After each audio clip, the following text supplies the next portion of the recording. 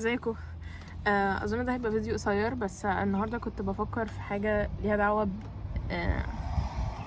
انا هبطل اسمرايز قبل ما ابدا. انا هبدا وبعد كده هعمل سمري في الاخر وانتوا مش هتعرفوا عشان هادت. اوكي قطه.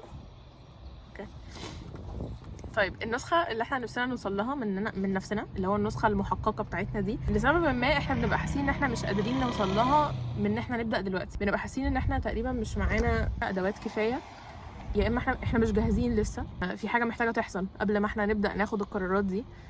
فبالتالي احنا بنفوت القرارات المهمه كل يوم من غير ما ناخد بالنا اصلا ان هي بتحصل. لسبب ما بنبقى حاسين ان احنا مش هنقدر نبدا نبني النسخه دي من دلوقتي. ان انا احسن ان انا استنى ان انا ابقى حد مختلف. احنا عايزين نبقى حد مختلف قبل ما نبقى حد مختلف. كل الحاجات دي مش هتحصل. ما عندكش نسخه تانية دلوقتي معاك غير اللي معاك. مفيش حاجه تبدا بيها غير اللي معاك دلوقتي. ممكن ده يبقى جاي من عدم ثقه في نفسنا، ان اللي هو احنا بعيد قوي عن النسخه اللي احنا نفسنا نبقى عليها دي. يعني اللي هو بالنسبه لنا الموضوع اصلا اللي هو ده مش بس انا مش عارف الطريق، انا اصلا حاسس ان مفيش طريق ما بين اللي انا عليه دلوقتي والحد اللي انا نفسي ابقاه ده. مفيش لحظه واحده دراميه هتبقى فيها جاهز فجاه. وساعات احنا دماغنا بتقنعنا من غير ما ناخد بالنا برضو اصلا ان احنا احسن. ان استنى، مش انت، طب دلوقتي بلاش انت تبدا المغامره دي دلوقتي، استنى نسخه مستقبليه منك هي اللي تبداها. الاعذار دي كلها بتغطي على فكره ان احنا ما عندناش ثقه في نفسنا ان احنا نبدا بالادوات اللي معانا دلوقتي وبالحاله اللي احنا عليها دلوقتي. يعني مثلا ناخد اوكي، في قطه بتنونو مش عارفه سامعينها ولا لا. ناخد الاكزامبل الكلاسيكي بتاع نفسنا ناكل احسن ونفسنا نتمرن نروح الجيم، ناس صحيه اكتر يعني. ماشي، الحاجات دي بتحصل في قرارات صغيره قوي، واحنا لما بتيجي بقى لحظه ان احنا فعلا جوه القرار ده، اصلا ساعات بنسكيب اوفر ان انا عندي اختيار دلوقتي، ان اللي هو دي لحظه مهمه وانا دلوقتي حالا عندي اختيار. مش بناخد بالنا اصلا من اهميه القرارات الصغيره اللي بتتراكم كل يوم.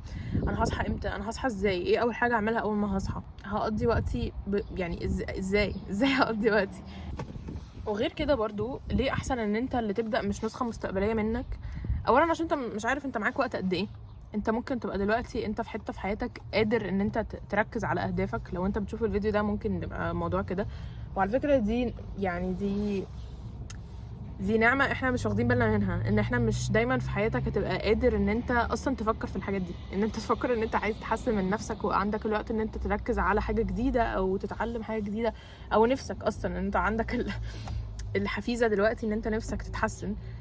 اولا محتاجين نستغل اللحظه دي ونستغل النعمه اللي عندنا دي while it lasts، عشان احنا مش كل فتره في حياتنا هتبقى كده على فكره.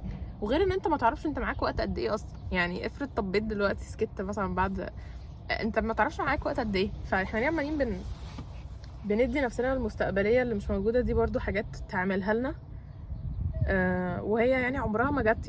يعني عمرها ما قلنا كده، وهي اكشلي جت النسخه دي وعملت لنا حاجه. فبالتالي نبطل نعتمد عليها بقى، صح؟ سبب ثالث برضو ليه احسن ان انت اللي تبدا مش نسخه مستقبليه منك، ان احنا بنبقى محتاجين الوقت والتدريب ده ان احنا نتعلم ازاي ناخد قرارات احسن لنفسنا. هديكم مثال بالارقام. مثلا قدامنا قرار، ماشي، وعندك 3 اكشنز انت ممكن تتصرف بيها. واحد هيبسطك على المدى الطويل 1/10، واحد هيبسطك 3/10، وواحد هيبسطك 5/10. انت عبر الوقت لما بتبدأ بقى المغامرة بتاعت ان انت تتعلم عن نفسك وايه اللي هيبسطك وايه اللي هيخليك حاسس ان انت محقق، انت هتبدأ يعني هتلاقي ان انت بدل ما كنت بتختار ما بين 3 حاجات اللي هو 1 و3 و5، هتبدأ تتحسن حتة بحتة. فبدل ما بقيت بتختار ما بين 1 و3 و5، انت بقيت دلوقتي بتختار ما بين 3 و4 و6 مثلا. تبدأ ترتقي بقراراتك دي. اصلا انت القرارات اللي بتختار ما بينها بتبدأ تتغير، فانت بتبدأ كل اصلا المسارات اللي انت ممكن تروح فيها بتتحسن سنة في سنة. بس ده بياخد وقت عشان تعمله. عشان كده انت محتاج تبدأ تجمع الاكسبيرينس والخبرة دي من دلوقتي عشان تقعد تحوشها XP. نفكر في الدنيا كأنها لعبة. باي باي.